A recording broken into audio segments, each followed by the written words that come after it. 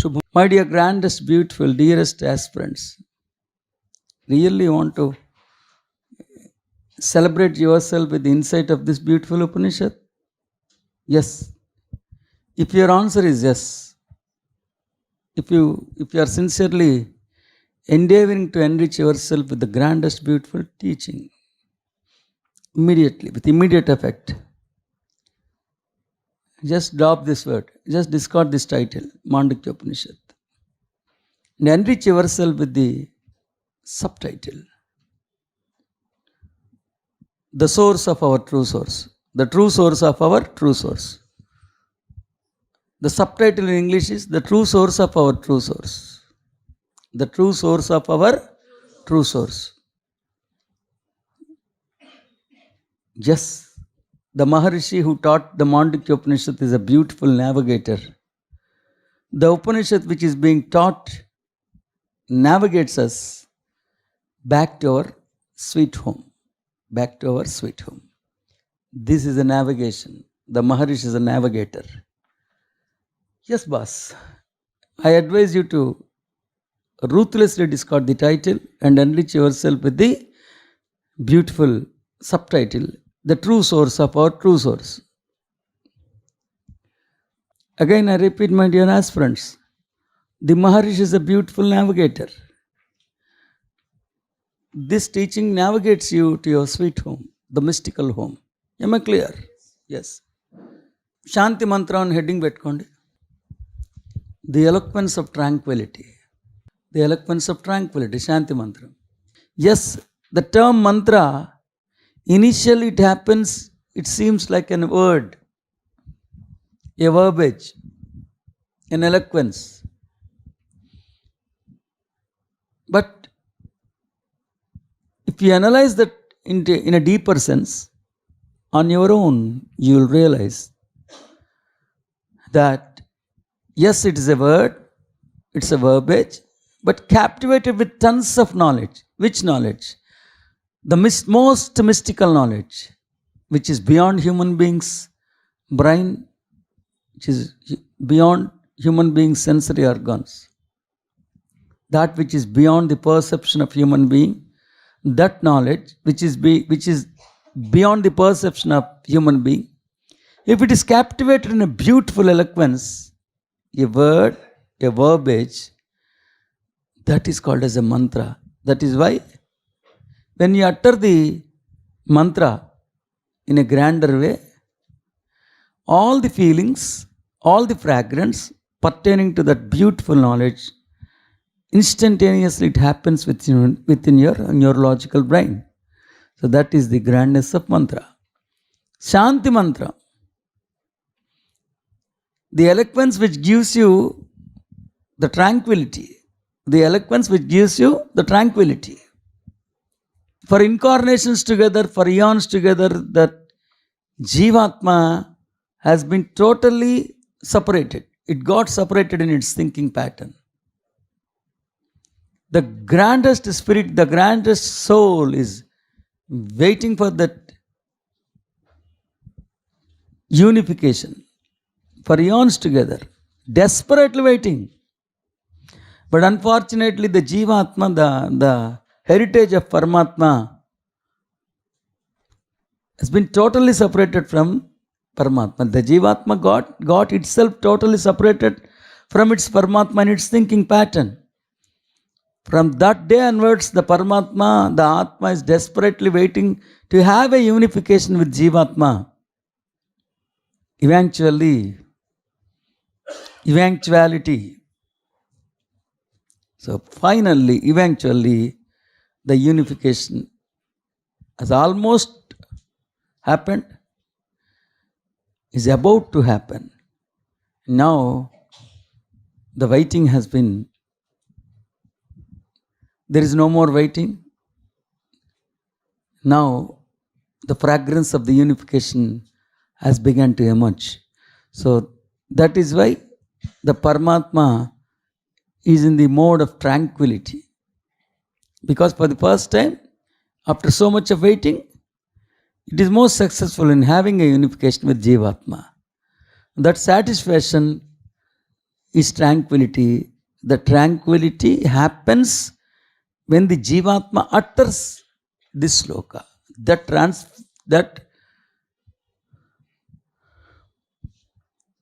tranquility happens to whom? Paramatma. Why? Because Jivatma is uttering this mantra. Om Bhadram Karnebihi Shrunuyama Deva. Om. The moment you happen to hear this beautiful Omkaram, you should be reminded of the truth that the Omkaram is my source, who is very much alive, my original form, my innate consciousness, who is very much alive, who has been celebrating his existence since, who is very much alive and viewing from his dimension. I am saluting, I am paying the ceremonious greetings to my source, to the cause of my existence, to the very source of my existence. That feeling should emerge within you. Am I clear? The moment you utter Omkaram, you should be feeling like I am paying ceremonious greetings to my source, who is very much alive. He has been celebrating his life from since, S-I-N-C. Who is very much alive, who is viewing this universe from the point of view of Omkaram. I salute to that beautiful, my innate consciousness, my original consciousness. That ceremonious feeling should happen within you. Am I clear? Om.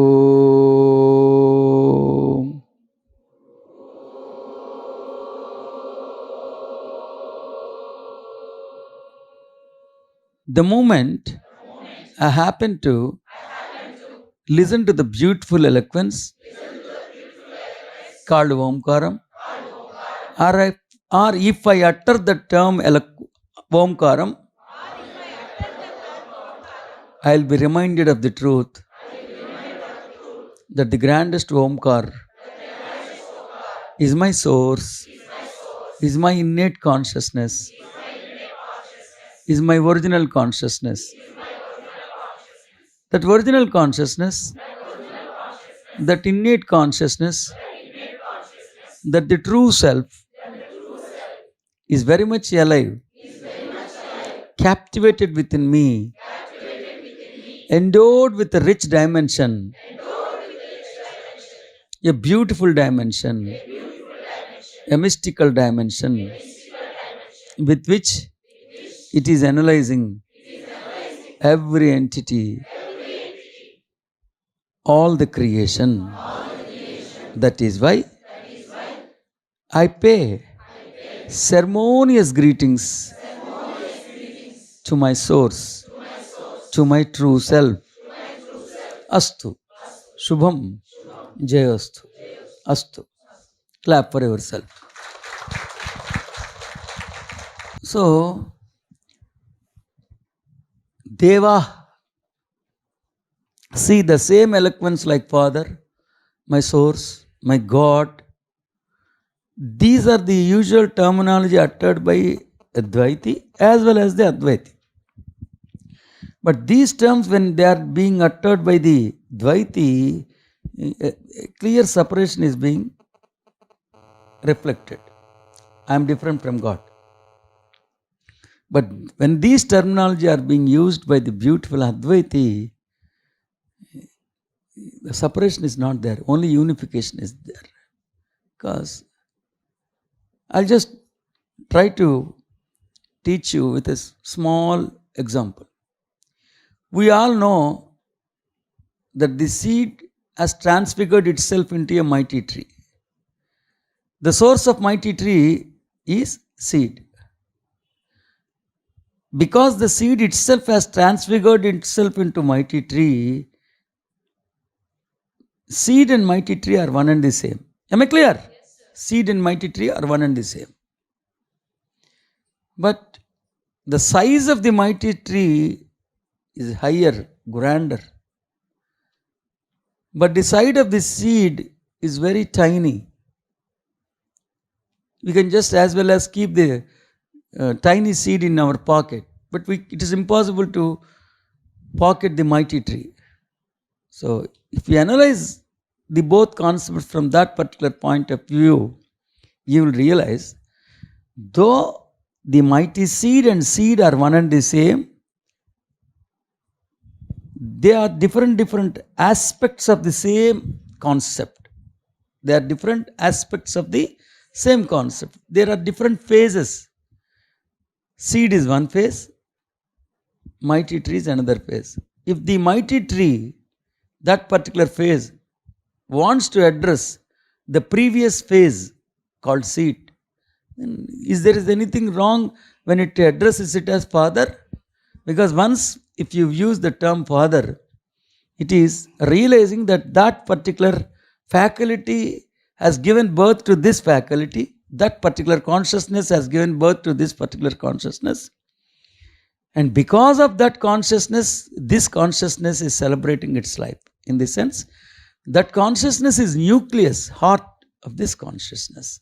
So, the feeling of separation will not be there, though Paramatma, God, Father, Source, these type of terms are also being uttered by Paramatma, by Advaiti, but they are not the index of separation. Am I clear? That's it. Shubham Jayast. Right. Bhadram.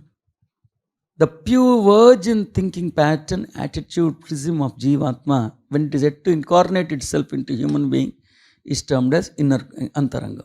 Am I clear? Am I clear? That's it. My dear aspirants, there are three faculties which are inherent within us. Inherent within Omkara. One is Paramatma, the other is Atma, the so-called Mahashiva. The third is Jivatma. You can take it granted from me, the thinking pattern of Paramatma is impeccable. The thinking pattern of Atma Chaitanyam is always impeccable and uncorrupted. But as well as the Jivatma, who happens to be the heritage of Paramatma and Atma, he has a tendency of getting his thinking pattern corrupted. He's like, he connects to the Wi-Fi automatically by default. So there are some chances of getting corrupted. So that should be very safe. And the prism attitude and thinking pattern of Jivatma, when it is yet to incorporate into, when it is yet to incarnate into human being, when it is yet to take the first incarnation, that virgin thinking pattern of Jivatma is called as inner antarangam. Okay, na? When that is not being corrupted by humanity, but enriched by the wisdom of humanity, then it is called as, yes, it is the most successful Jivatma. I repeat, my dear aspirants, when the thinking pattern of Jivatma is not at all being corrupted by humanity, not at all being identified by humanity, and it is enriched by the wisdom called humanity, then it is called as most successful Jivatma. Most successful Jivatma. Most brilliant Jivatma. Please safeguard my inner. Please safeguard my inner. Please shield my inner. Please safeguard my inner. Please shield my inner. Karnebihi srunayama. Right now I am embodied in embodiment. I have 5 sensory organs. Continuously I have been listening to the non-stop nonsense of the physicality. I know through years my physicality is trying to enter into my inner consciousness. Please safeguard, please shield my inner consciousness, not getting corrupted by the information through the noise I hear through my ears. Bhadram పశ్యేను అక్షిభిః. Please safeguard my inner.